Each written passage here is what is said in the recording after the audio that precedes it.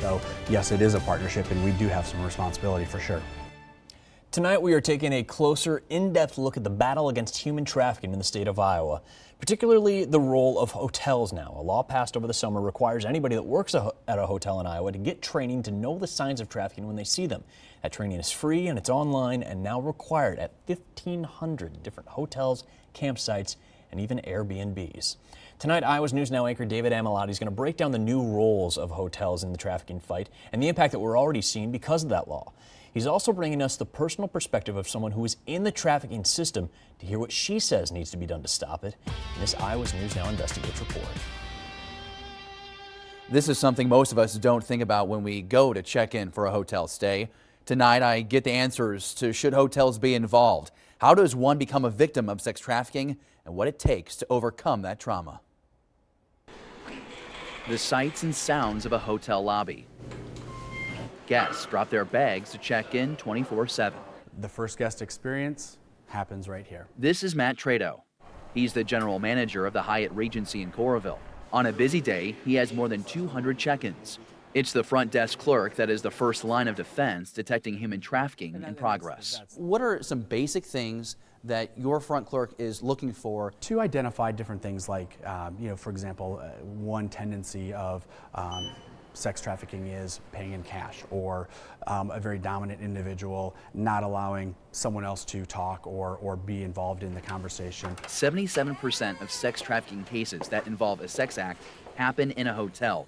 This according to the Human Trafficking Institute. That makes sense because that's where, you would need to have some place that was anonymous and secluded, et cetera, that has the facilities that you need for this. As we join together in combating human trafficking. Trado's staff of 200 plus employees just completed state-required training with Chains Interrupted and 2 other management companies for a total of 3 hours of instruction. Teresa Davidson was their Chains Interrupted instructor. She says the greatest weapon traffickers have today is technology. A lot of times our children are on social media or chat rooms or gaming devices, and they're saying these things. They say too much. The pandemic is new fuel for this crisis.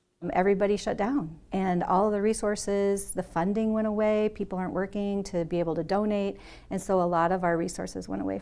In 2013, the FBI estimated 25,000 predators online. In 2022, FBI investigators now project that's more than 500,000 predators online looking to exploit boys, girls, adults to buy, sell. It's bad. You're comfortable? Meet Stacy. Yeah, I'm fine. We've agreed not to share her last name. Triggers things that... She lived through the world of sex trafficking and calls herself an overcomer. I was just going through my head this morning. And she is sitting down in front of our cameras for the first time to tell her story. How does a person fall victim and enter sex trafficking? My trafficker was our neighbor man. It wasn't some stranger that grabbed me in a van, and he was actually friends with my family. So that's who ended up trafficking me. I actually ran away from home at 15, and my parents didn't know it till I was 16, and I moved in with him. So he groomed me for like 4 years until he finally, when I was like 19, started trafficking me. Her trafficker is still alive and not even behind bars. He's still walking free. Yeah, he's still walking free in my hometown, doing his thing. I found out literally just the other day that he had done it to 2 other girls. Does it upset you? It makes me sad for them because I knew them. They were friends. Davidson says many survivors remain silent because it's difficult to show proof of their claims. According to the Human Trafficking Hotline, there have been more than 170,000 calls with possible tips of trafficking going back to 2007. Iowa has accounted for over 1,000 calls. The Northern District of Iowa prosecuted just 1 trafficker in 2021. How do you prove that? How do you prove that you were forced, that you were drugged into something, that you were tricked, that you were lied to, that you were manipulated, that you were shamed, guilted, or that somebody else was being threatened if you didn't do it? Stacy says hotels are the perfect location for trafficking, mainly due to the convenience of easy relocation. I mean, you can always use the back door to take people. I have seen that at hotels, the in and out of the back door, of people.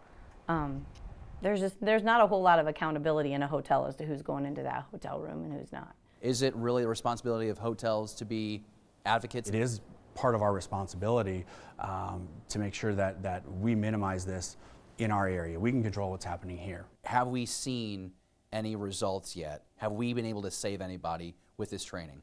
Yes, there was a hotel in Iowa City that was able to recognize that there was a minor at their hotel that was being victimized by human trafficking, notify law enforcement, and help that person get out of it.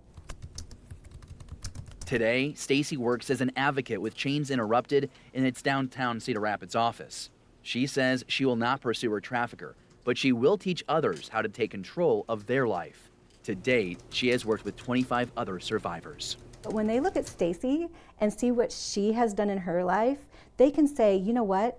She was where I am, and I could possibly get there. It sounds like you're helping people and you're doing great things. I would say my goal is to teach them how to be a human again, live a normal life, and just be able to go out into the community and be productive.